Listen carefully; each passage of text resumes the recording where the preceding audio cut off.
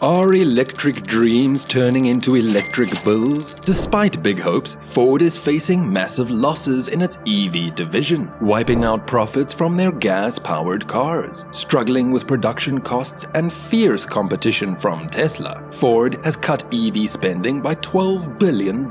What does this mean for Ford's future in the EV market? Ford Motor Company is facing a big challenge with its EV growth in the US market. The company's EV unit, Ford Model E, is seeing major financial losses. In the first quarter of 2024, Ford's EV business lost a whopping $1.32 billion, which is as much as the GDP of a small country. Adding to the problem, the Ford Model E saw a 20% drop in wholesale units and an 84% drop in revenue compared to the previous year. The high costs of batteries are a significant factor.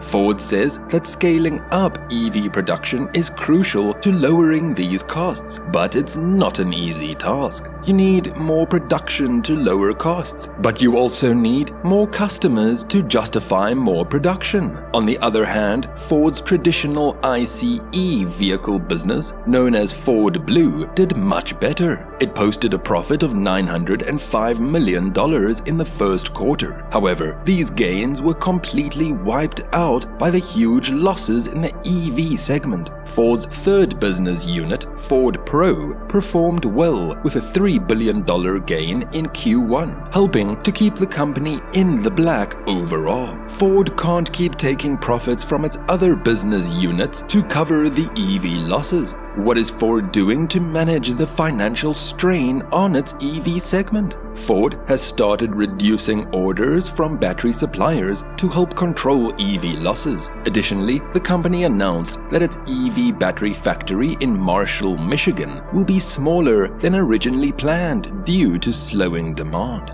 Ford is also cutting $12 billion in spending on battery-powered vehicles. This means delaying the launch of new EVs and downsizing its battery factories. Ford has even backed away from its 2021 promise to go all electric in Europe by 2030. Now the company says it will continue to sell internal combustion engines if there is demand. Despite these changes, Ford expects the Model E unit losses to reach up to $5.5 billion, which will continue to hurt the company's bottom line. Even though Ford has managed to reduce costs for its EVs, it has also lowered the prices to stay competitive, especially against Tesla's aggressive pricing strategies. Meanwhile, American consumers are becoming more skeptical about EVs, and there are good reasons for this. The high costs of EVs, particularly for batteries, remain a major hurdle. Scaling up production is seen as the solution, but it's not straightforward. More production volume could potentially lower costs, but it doesn't necessarily mean more customers will buy EVs. Ford's experience highlights this challenge. The company is struggling to find the right balance between scaling production and managing costs, while also trying to attract more customers. The traditional vehicle business, Ford Blue, and the commercial vehicle unit, Ford Pro, are currently keeping the company afloat. However, the substantial losses from the EV segment are a major concern. The company's strategy involves reducing spending on EVs, cutting back on battery orders, and downsizing production plans. This approach reflects the slowing demand for EVs and the need to manage financial losses effectively.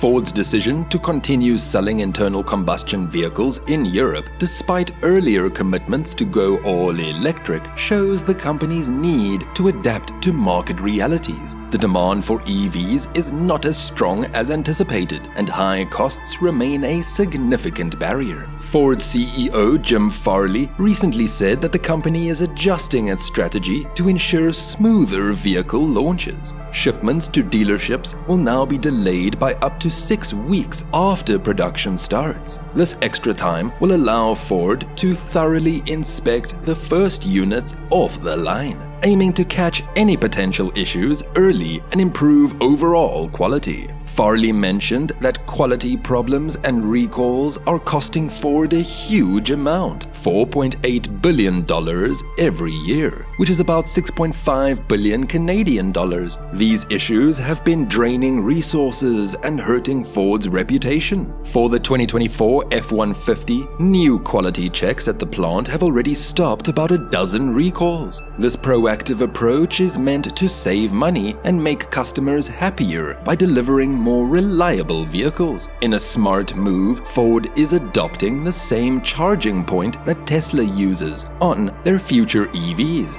This means Ford owners will be able to use Tesla's giant network of fast chargers, which is a huge plus. Is Ford on the right track though? It's tough to say, guys. They're losing billions, but they're taking steps to stop the bleeding. They're also building a new, lower-cost platform for EVs that they hope will be a game changer. This platform will be used to build a small electric pickup truck and SUV with a starting price of around $25,000, which is exactly what many people are looking for. In one corner, we have Tesla, the undisputed king of EVs, led by the tech maverick Elon Musk. Across the ring stands Ford, a seasoned automaker with a reputation for reliable gas-powered trucks. Tesla's strategy has slashed prices, and suddenly their once luxury Model 3 became more and more like the Model Y. It's cheaper than a spontaneous vacation. Even the futuristic Cybertruck boasts a price tag that won't break the bank. Ford couldn't just sit back and watch. Tesla's lower prices surprised everyone, and now people anticipate a bargain. Ford, with its Mustang Mach-E and electric F-150 Lightning, had to react. But lower prices means less profit. This price war has Ford's EV division caught in a tug-of-war. On one side, there's the promise of a clean electric future. On the other side, there's a harsh reality of staying afloat financially. Tesla seems to have a secret weapon: efficiency.